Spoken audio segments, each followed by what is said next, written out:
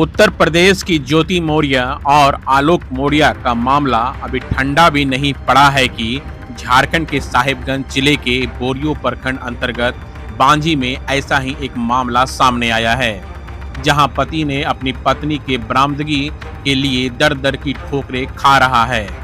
कभी बिलक बिलक कर रो रहा है तो कभी आवेदन लेकर पुलिस प्रशासन के समक्ष न्याय की गुहार लगा रहा है। कन्हैया पंडित का कहना है कि उसने कर्ज लेकर अपनी पत्नी को पढ़ाया लिखाया और एएनएम बनाया और अब पत्नी उसके साथ धोखेबाजी कर बेटे सहित कहीं लापता हो गई है।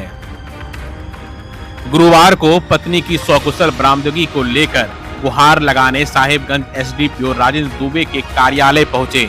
वहीं पीड़ित पति कन्हैया पंडित ने बताया कि उसने वर्ष 2008 में बोरियो प्रखंड अंतर्गत तेलो बथान टोला गांव के राजकिशोर पंडित की पुत्री कल्पना कुमारी से विवाह किया था। उससे उसकी एक 10 वर्ष का पुत्र भी है। वे ज्यादा पढ़े लिखे नहीं हैं, इसलिए मेहनत मजदूरी करने के साथ साथ ट्रैक्टर चलाने का भी कार्य करते हैं। उसकी पत्नी कल्पना मैट्रिक तक पढ़ी लिखी थी और घर की आर्थिक स्थिति को सुधारने के लिए उसने कहा कि उसे पढ़ाई करनी है। तभी कन्हैया पंडित ने अपनी पत्नी कल्पना को बोरियो कॉलेज से पहले इंटर की पढ़ाई पूरी करवाई। फिर कर्ज लेकर उसने जमशेदपुर में एएनएम का प्रशिक्षण भी दिलवाया। इस दौरान उस पर काफी कर्ज हो गया। तब वे अपनी पत्नी के कहने पर कहीं कमाने के लिए गुजरात निकल पड़े। वहीं उसकी पत्नी कल्पना साहिबगंज के झुमावती अस्पताल में एएनएम की नौकरी करने लगी। गुजरात से ही कमाकर उसने अपना कर्ज को खत्म किया। इधर होली से पहले ही कन्हैया पंडित बांझी स्थित अपने घर वापस लौटा तो पत्नी का हाव भाव बदला बदला पाया। पूछने पर पत्नी ने कहा कि अब वह मेरे साथ नहीं रहना चाहती है। तब मैं पत्नी को लेकर अपने ससुराल गया और सास ससुर को इसकी जानकारी दी। वहां से समझा बुझाकर वापस लाया। वहीं कन्हैया पंडित ने आगे बताया कि 14 अप्रैल को पत्नी मायके जाने की बात कहकर घर से निकली और बेटा सहित कहीं लापता हो गई।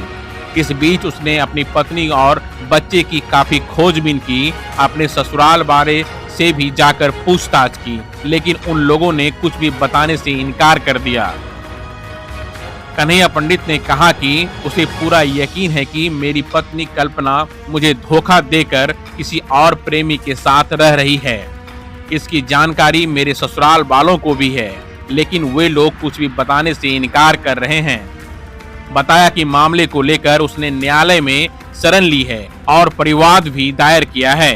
इसी क्रम में गुरुवार को कन्हैया पंडित साहिबगंज एसडीपीओ से मिलने आए थे ताकि उनको न्याय मिल सके। पंडित हमारा नाम है, घर बांझी बाजार है और हमारा ससुराल है तेलो बथान टोला और हमारा पत्नी का नाम है कल्पना कुमारी। हमारा बेटा का नाम है हेमंत पंडित। कितना साल का बेटा है? 10 साल के हमारा लड़का है हेमंत।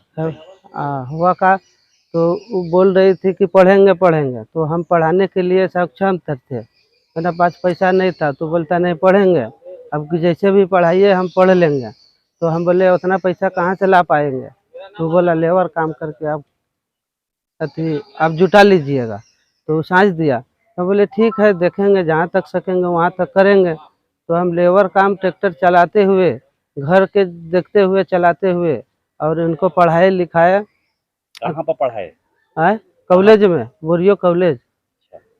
वहाँ पर पढ़ाने के बाद वहाँ हो गया। तो उसके बाद टाटा जमशेदपुर से वैकेंसी निकला, वहाँ पर बोलती है पढ़ेंगे एएनएम का पढ़ाई। तो हम बोले उतना 2 लाख 3 लाख कहाँ से ला पाएंगे, गरीब आदमी हम।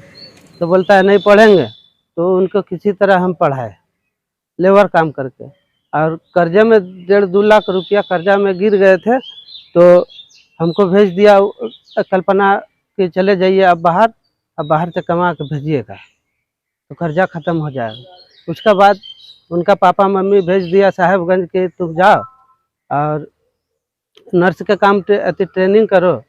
उसके बाद नर्स के ट्रेनिंग करो। ट्रेनिंग कर रही थी यहाँ जुमावती में, साहेबगंज जुमावती में। यहाँ पर रहते रहते वो ट्रेनिंग कर रही थी। जब होली में जब आए हम, तो उनके बाद मैंने पति पत्नी में रिश्ता देखते हैं इनको ख़त्म कर दिया है। तो उनके बाद खाना भी नहीं देने लगी हमको। और तब इनका अथी ले गए अथी तेलो, वहाँ पर विचार हुआ। विचार होने पर भाई सब बोला का कि नहीं, इस तरह नहीं होगा, अभी छूटा छुट्टी नहीं होगा। इनका पिताजी बोलता है छूटा छुट्टी करा देंगे, और लड़की बोलता है का, लड़की बोलता है इनके साथ नहीं रहेंगे। ये वाला अचानक बात बोल रहा है। हमरा भी दिमाग उड़ गया कि का बोलने लगा ये लोग। तो भाई सब जबरदस्ती भेज दिया, हमको सताना चालू कर दिया। 5-6 दिन सता लिया। हम अपने बच्चे को शिशु मंदिर स्कूल में एडमिशन करवाए, बोरियो में एडमिशन कराते हुए उनके बाद 2 दिन के पहले एडमिशन करवा दिए। और उसके बाद 2 दिन के बाद हमको बोला का जाते हैं पिताजी के घर बेडशीट लाने के लिए। बेडशीट लाने गया, और उसके बाद फिर लौट के घर हमारा पास नहीं आया। हमारा पास अति तबीयत खराब था उस दिन। कब गई थी पत्नी का? 14 अप्रैल को गई है। फिर क्या किया? 14 अप्रैल को गई है तेलो। उसके बाद हम शाम बेला तबीयत खराब में गए थे बोरियो, और धर्मेंद्र का कॉल लगा के उनसे पूछे कि ऐसा ऐसा बात है, आपका बहन अभी तक नहीं आई है, कहाँ है। तो वो खोजना चालू कर दिया। तो खोजना चालू कर दिया तो धर्मेंद्र पंडित बोलता है चलिए आप घर पहले। तो घर हमारे आया अति बोरियो में, तो चेक उक कर लिया अति घर, तो देखता है नहीं है। उसके बाद बोरियो खोजा। उसके बाद हमको तेलो ले गया। हमारा तबीयत खराब था, बुखार था, माथा दर्द। तो वहाँ देखे तो अपना ससुर सास से पूछे कि हमारा लड़का परिवार कहाँ है। तो बोलता 2:30 बजे चला गया है बाहर, अब कहाँ गया मालूम नहीं। हमरा सास बोलता है कि आधा रास्ता में छोड़ के आए हैं। फिर दूसरा बार हम सामान लेने के लिए बक्सा और जमीन का कागज लेने गए, तो बोलता है का गाड़ी में चढ़ा के आए। और हमरा ससुर बोलता है कि इतना आदर कौन ची का, हम अपना सास से मांगे दवा दीजिए। तो हमरा सास बोली का बिस्कुट खा के अब अति दवा खाइए। तो हमरा ससुर बोलता है का इतना आदर कौन ची का। तो हम बुझ गए इतना आदर की मतलब कि वो कुछ हो गया, ये कहूँ भेज दिया है। हमको जानकारी मिल गया, वहाँ से हम ससुर गए। फिर क्या किया? फिर उसके बाद हम अपना घर आ गए। अपना घर आए, गांव समाज में बोले ऐसा ऐसा बात है, हमारा परिवार कहाँ भाग गया। तो अभी सना दर्ज कराए। सना दर्ज कराए थाना में, थाना से कोई सुनवाई नहीं। तो उसके बाद हम आए यहाँ कोर्ट, केस किए। तो अभी कहाँ यहाँ पर? यहाँ DC ऑफिस है। क्यों, मैंने क्या हुआ यहाँ पर? सबसे मिलने आए हैं। कहाँ आए थे? हैं? बताइए। हाँ, DSP साहब से अति भेंट करने आए हैं, फोन किया। क्या अंदेशा है आपको? पत्नी कहाँ गई है, क्या अंदेशा है? नहीं मालूम है हमको, कहाँ गया है नहीं गया। हमारा सास ससुर सब जानता है, वही सब भगाया है। तुम सादा बोलो कि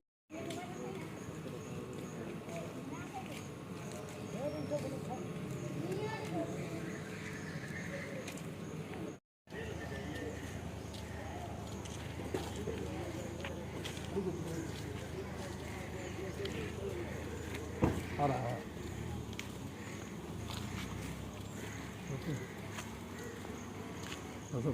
दूसरा तक उठा